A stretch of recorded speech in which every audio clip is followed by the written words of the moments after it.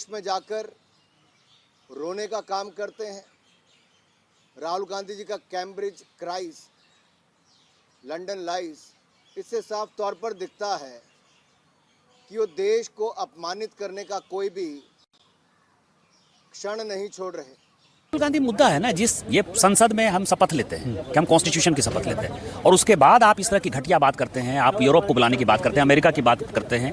राहुल गांधी जो इसी सदन के सांसद हैं, राहुल गांधी ने लंदन में जाकर भारत को बदनाम करने की कोशिश की है और कहा है कि भारत में लोकतांत्रिक व्यवस्था पूरी तरह से तहस-नहस हो रही है और विदेशी ताकतों को आकर यहाँ पर भारत के लोकतंत्र को बचाना चाहिए कि भारत की गरिमा पर, भारत की प्रतिष्ठा पर उन्होंने गहरी चोट पहुंचाने की। क्या कहा राहुल गांधी जी ने कि यूरोप और अमेरिका को भारत में लोकतंत्र को बचाने के लिए इंटरफेयर करना चाहिए। ये उनके शब्द है ना? क्या मतलब है इसका?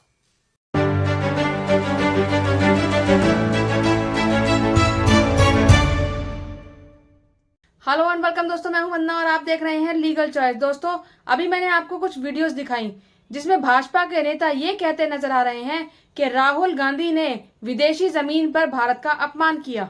ऐसा क्या कह दिया राहुल गांधी ने कि भाजपा के सारे नेता उन पर टूट पड़े। उन पर यह इल्जाम लगा दिया गया कि लोकतंत्र पर सवाल उठाकर उन्होंने लंदन में भारत की तौहीन कर दी। सब कुछ आपको बताऊंगी बिल्कुल विस्तार से। दरअसल अभी कुछ दिन पहले लंदन की कैम्ब्रिज यूनिवर्सिटी के द्वारा राहुल गांधी को इनवाइट किया गया था ताकि वो वहां आए और वहां के स्टूडेंट्स के लिए कुछ स्पीच दे। वहां पर उन्होंने स्टूडेंट्स के सामने स्पीच दी और उसके बाद कई बार उनका इंटरव्यू भी लिया गया, जहां पर पत्रकारों ने उनसे बहुत से सवाल पूछे। वहां पर राहुल गांधी से ये सवाल पूछा गया कि भारत के लोकतंत्र को लेकर यूरोपीय सरकारें और यूरोपीय लोग क्या कर सकते हैं। इस पर राहुल गांधी ने साफ साफ ये कहा कि ये भारत का आंतरिक मामला है और इसमें जो भी समस्या का समाधान निकलेगा वो अंदर से ही निकलेगा। सुनिए उन्होंने क्या कहा। दोस्तों, वहां पर राहुल गांधी ने जो भी बात की वो इंग्लिश में की, तो आपको अगर इंग्लिश को समझने में कुछ प्रॉब्लम हो तो हिंदी में ट्रांसलेट भी लिखा आ रहा है, आप उसे भी पढ़ सकते हैं। You, the Congress Party, but you also the opposition, planning to do about this? And part two, what would you like London, Paris, Berlin, all the other capitals, the governments and the people to do about this? No, it's our problem, right? It's an internal problem. It's an Indian problem. And the solution is going to come from inside. It's not going to come from outside. However, the scale of Indian democracy means that democracy in India is a global public good, right? It impacts way further than our boundaries. If Indian democracy collapses, in my view, democracy on the planet suffers a very serious, possibly fatal blow. So, it's important for you too. It's not just important for us. We'll deal with our problem. But you must be aware that this problem is going to play out at a global scale. It's not just going to play out in India, right? And what you do about it is of course up to you. But you must be aware that in what is happening in India, the idea of a democratic model is being attacked and threatened. यहाँ पर राहुल गांधी ने साफ साफ ये कहा है कि हमारा आंतरिक मामला है, जो भी समस्या का समाधान निकलेगा वो अंदर से ही निकलेगा। हमारा जो भारत है वो देश का सबसे बड़ा लोकतंत्र है और अगर उसको नुकसान पहुंचता है तो पूरे विश्व को इसका नुकसान उठाना पड़ सकता है। साफ साफ शब्दों में राहुल गांधी ने ये कहा। इसमें कहां से भारत का अपमान हो रहा है? अगर ये भारत का अपमान है तो फिर ये क्या है? देखिए। कौन सा पंजा था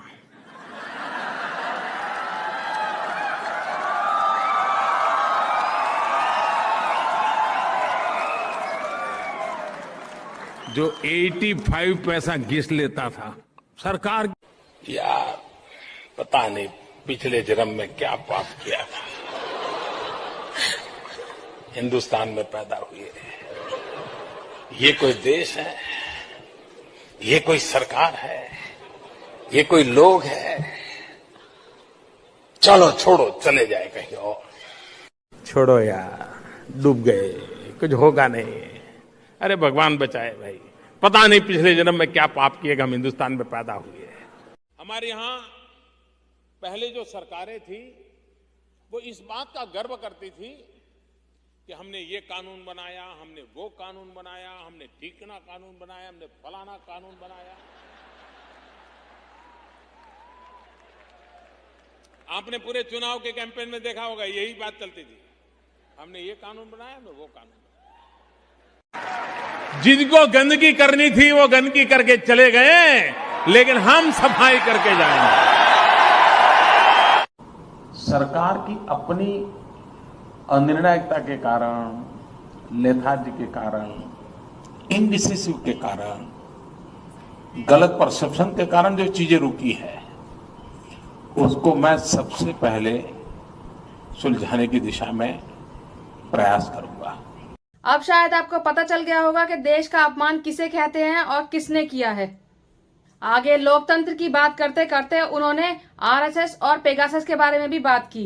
आइए देखते हैं उन्होंने और क्या कहा। Nature of the democratic contest in India has completely changed, and the reason it's changed is because one organization called the RSS,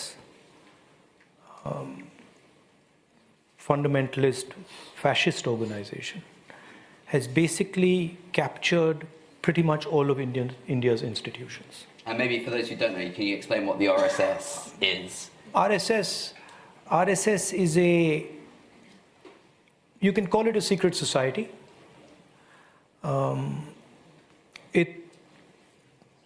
It's built along the lines of the Muslim Brotherhood, and the idea is to use the democratic contest to come to power and then subvert the democratic contest afterwards.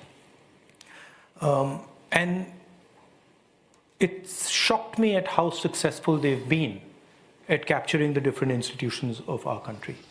The press, the judiciary, parliament, election commission, all the institutions are under pressure, under threat, and controlled in one way or the other.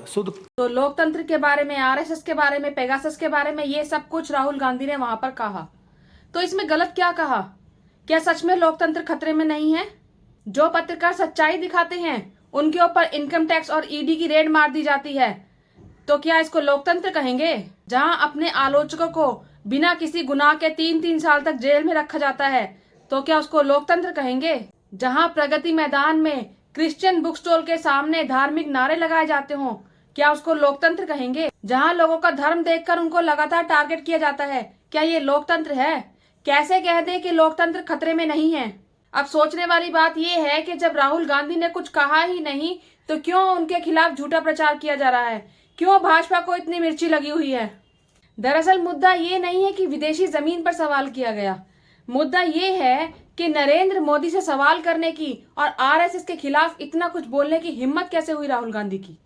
दरअसल राहुल गांधी से बौखला गई है भाजपा, और ये बौखलाहट नई नहीं है। ये बौखलाहट तब से है जब से उन्होंने अपनी भारत जोड़ो यात्रा शुरू की थी, और ये बौखलाहट इसलिए है क्योंकि 2014 से पहले जो राहुल गांधी की इमेज इन लोगों ने खराब की थी, उसका मजाक बनाया था, वो अब सुधरती नजर आ रही है, वो अब पावरफुल होती नजर आ रही है, इसलिए इन लोगों में इतनी बौखलाहट नजर आ रही है। आपको याद होगा भारत जोड़ो यात्रा के दौरान भी उनको बदनाम करने के लिए कितने उल्टे सीधे हथकंडे अपनाए गए।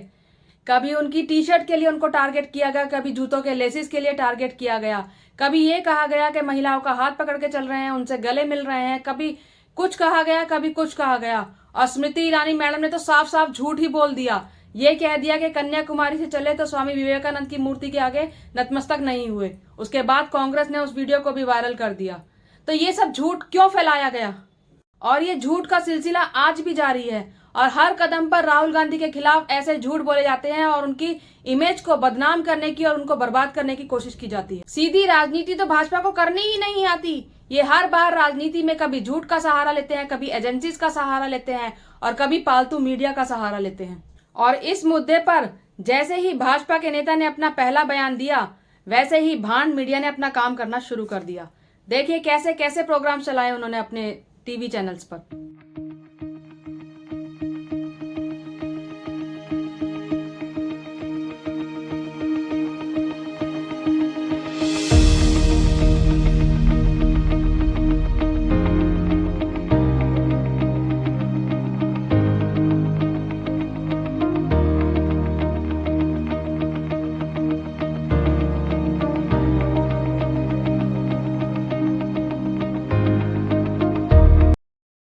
इनके नेता कभी राहुल गांधी को पप्पू बताते हैं और कभी नामर्द बताते हैं। अभी देश के कानून मंत्री किरेन रिजिजू ने राहुल गांधी को पप्पू बोल दिया और कर्नाटका के नेता नवीन कतील ने तो उनको नामर्द तक बोल दिया। कोई राहुल गांधी की संसद की सदस्यता को रद्द करने की बात करता है तो कोई इनको देश से निकाल दिए जाने की बात करता है। ऐसे राहुल गांधी को धिक्कारती हूँ और ऐसे इन पर प्रश्न चिन्ह खड़ा करना चाहिए कि हमारे देश में कैसे राजनीति कर रहे हैं ये, और अब इनको राजनीति का अवसर नहीं देना चाहिए, इनको इस देश से निकाल करके फेंक देना चाहिए। इसका क्या मतलब है? अगर कोई विपक्ष का नेता है तो क्या उसकी कोई इज्जत नहीं है? क्या उसको कोई भी कुछ भी बोल के जा सकता है? लेकिन राहुल गांधी ने कभी भी ऐसी बातों पर रिएक्ट नहीं किया, कभी इन लोगों के खिलाफ FIR नहीं कराई। जब ये सब इल्जाम के बाद राहुल गांधी ने अपनी बात संसद में रखने की कोशिश की तो जानते हैं क्या हुआ उनके साथ? 1 मिनट के अंदर संसद को रद्द करने का फैसला सुना दिया गया।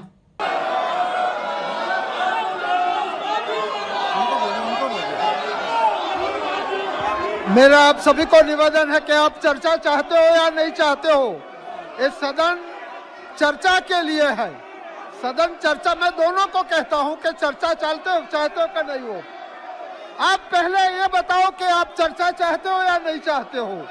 पहले आप स्पष्ट करो कि आप चर्चा चाहते हो। ये खड़े इस पर इस तरह के हाउस में चर्चा नहीं होगी। सभा की कार्यवाही शुक्रवार दिनांक 17 मार्च 2023 को प्रातः 11 बजे तक के लिए स्थगित की जाती है। आपको क्या लगता है कि ये सब फैसले अचानक से लिए जाते हैं? जी नहीं, ये सारे फैसले सुनियोजित होते हैं। ये पहले से प्लान्ड होता है सब कुछ कि राहुल गांधी को नहीं बोलने दिया जाना है, क्योंकि अगर बोले तो प्रधानमंत्री को जवाब देना भारी हो जाएगा।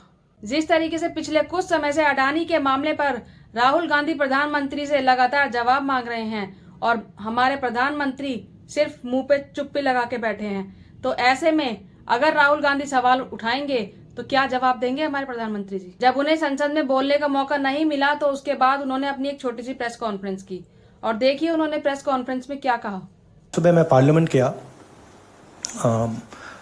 और मैंने स्पीकर से कहा कि मैं पार्लियामेंट में बोलना चाहता हूं, अपनी बात रखना चाहता हूं।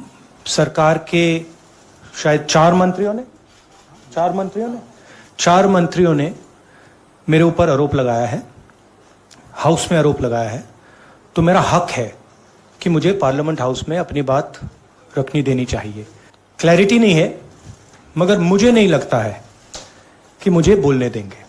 आज 1 मिनट के अंदर, मेरे आने के बाद 1 मिनट के अंदर उन्होंने हाउस को अडजर्न कर दिया। होपफुल हूं कि शायद कल मुझे बोलने दें, क्योंकि मैं अपनी बात रखना चाहता हूं। आइडिया ये है कि जो मैंने भाषण कुछ दिन पहले पार्लियामेंट हाउस में दिया अदानी जी के बारे में, और जो नरेंद्र मोदी जी और अदानी जी का रिश्ता है उसके बारे में मैंने सवाल पूछे, उस भाषण को पार्लियामेंट हाउस में पूरा एक्सपंज कर दिया गया। ये पूरा मामला डिस्ट्रैक्ट करने का मामला है। सरकार और प्रधानमंत्री जो अदानी जी का मुद्दा है उससे डरे हुए हैं और इसीलिए उन्होंने ये पूरा तमाशा प्रिपेयर किया है। और मुझे लगता है कि वो मुझे पार्लियामेंट हाउस में नहीं बोलने देंगे। It is my right to have the opportunity, it's my democratic right. So if Indian democracy was functioning, I would be able to say my piece in parliament. So, please, please let him finish. So actually what you are seeing is a test of Indian democracy. इस press conference में राहुल गांधी ने एक बात बहुत अच्छी कही कि ये टेस्ट ऑफ डेमोक्रेसी है, और सच में ये टेस्ट ऑफ डेमोक्रेसी है, क्योंकि अगले दिन जब वो संसद में गए तो देखिए क्या होता है। सिर्फ 6 सेकंड के अंदर सबको चुप करा दिया गया, सन्नाटा छा गया संसद में। देखिए आप।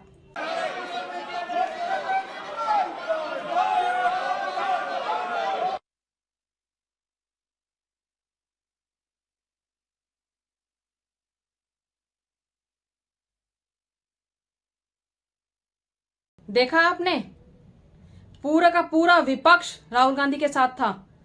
सारी विपक्षी पार्टियां राहुल गांधी के साथ थी। सब चिल्ला रहे थे कि राहुल गांधी को बोलने दो, राहुल गांधी को बोलने दो। लेकिन क्या किया गया? 6 सेकंड के अंदर सबके माइक्स ऑफ कर दिए गए। और हमारी संसद, हमारा देश डेमोक्रेसी के इस टेस्ट में फेल हो गया। जिस संसद को देश को आगे बढ़ाने के लिए, आम जनता के लिए नए नए कानून बनाने के लिए चलाया जाता है, उस संसद को बेवजह रद्द किया जाता है। और सिर्फ इसलिए रद्द किया जा रहा है ताकि विपक्ष सवाल ना पूछ ले, ताकि विपक्ष अपनी बात ना रख सके। और ये इतिहास में पहली बार हो रहा है कि जो संसद को रद्द किया जा रहा है वो विपक्षी पार्टियों के द्वारा नहीं, बल्कि जो सत्ता में सरकार है उसके द्वारा किया जा रहा है। और इन सब के बाद जो बात निकल कर आती है वो ये है कि जो राहुल गांधी पर इल्जाम लगाए जा रहे हैं वो कोई इल्जाम नहीं है, वो सिर्फ झूठ है, वो भाजपा की बौखलाहट है। आपको याद है मोदी जी ने क्या कहा था? एक अकेला सब पर भारी। वो बात मोदी जी ने अपने लिए नहीं कही थी, वो बात मोदी जी ने राहुल गांधी के लिए कही थी। यहां साबित हो गया कि एक अकेला राहुल गांधी सब पर भारी है। मोदी जी कहां अकेले हैं? मोदी जी के साथ उनके इतने सारे मंत्री हैं, इतनी सारी एजेंसीज हैं, इतने सारे पालतू मीडिया के पत्रकार हैं, और क्या चाहिए उनको? कहां अकेले हैं वो? अकेला तो राहुल गांधी है। तो मैं तो यही कहूंगी, एक अकेला राहुल गांधी सब पर भारी। आप इस बारे में क्या सोचते हैं मुझे कमेंट बॉक्स में जरूर बताइएगा। मेरी इस वीडियो को लाइक कीजिएगा, शेयर कीजिएगा और मेरे चैनल को सब्सक्राइब जरूर कीजिएगा। जय हिंद, जय भारत।